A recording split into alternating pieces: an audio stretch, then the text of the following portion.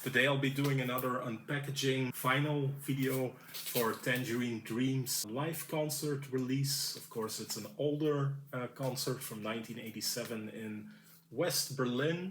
I want to explain a little bit how I got into Tangerine Dream. For me, it started in the 90s with checking out 80s movies from the video store. And of course, being a Stephen King fan at the time, the first introduction to them was through Firestarter. I like having that mix of an artist or a group of artists doing both soundtracks and regular albums at the time. But this one was especially great because it had that 80s rental late night movie that you just got into, and it fascinated me when the main title's music started playing, because usually when synthesizer music is used as a soundtrack, it's basically there as a cheaper alternative for an orchestra, but not with these guys. They really compose their music, they really put ideas and new sounds and innovations in their material, especially with the soundtracks. That was put to great use. You also have Sorcerer by William Friedkin, director of The Exorcist. You also have Michael Mann's The Keep, and Thief with James Caan, which they also scored the music to. The movie definitely left an impression. I would say that the only thing that I like about the movie is the music, especially the scene with the silver crosses. If you ever watch The Keep, look out for it. And what better way to get introduced to Tangerine Dream than by huge box sets of their works. They remastered all their stuff and put it in a great overview, I think. And this is only the Virgin Records years and albums. They have so much more stuff that's put out on other labels. But for me, this was a great introduction. This is the second of two box sets for the Virgin recordings. This one is called Pilots of Purple Twilight. And it also contains some soundtracks on there. You have Thief. You also have The Keep. This is volume 2.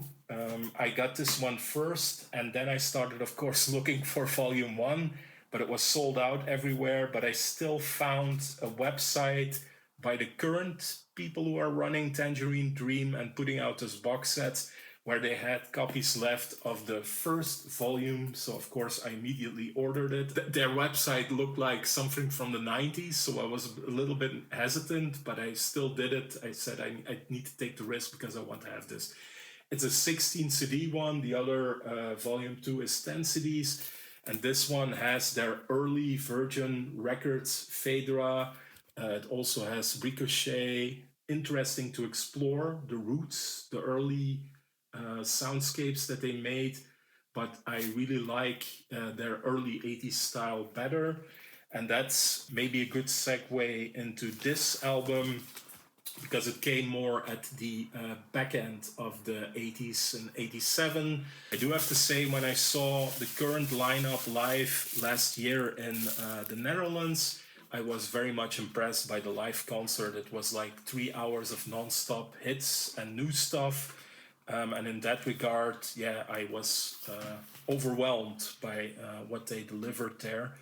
So hats off to the current formation. You know, a lot of people are saying it's not the original members. So what? At least you got an evening of great Tangerine Dream music. And this is an impressive gatefold off the bat already. So I'm gonna try and see if I can even fit it on here entirely. And here you can also see that from the live performance. I also love the documentary feel that you have in those bigger box sets, with a lot of clippings and magazine and article stuff from back in the day. Looking at the sleeves here, this also has some beautiful designs from the live concert on there. Let me check and maybe already see what this one looks like. Yeah. So this is beautiful color vinyl for the Tangerine Dream live concert in West Berlin. Beautiful. That's actually the last record from what I can tell. Let's check out the second record. Very nice. Again, these are recordings done not through the mixing board, I imagine. So in terms of sound quality or audio quality, I'm not expecting much, but this is nonetheless a great addition. Oh, nice sleeve on this one. This is the first record. I'm going a little bit in reverse order, and this has more of a pinkish tone to it. Very cool. So yeah, overall a very interesting design to this live album by Tangerine Dream. Again, if you want to get into Tangerine Dream, I would highly recommend Logos as their step-in album, at least to the sound that I like from them. It's kind of insane to think about what these people did in the 70s and 80s. They had to do it with a lot of gear, a lot of equipment. When I saw them live, the stage was filled with equipment, also boosting visuals with their music, which is why they were so popular in terms of artists doing their own albums and going on to doing soundtracks.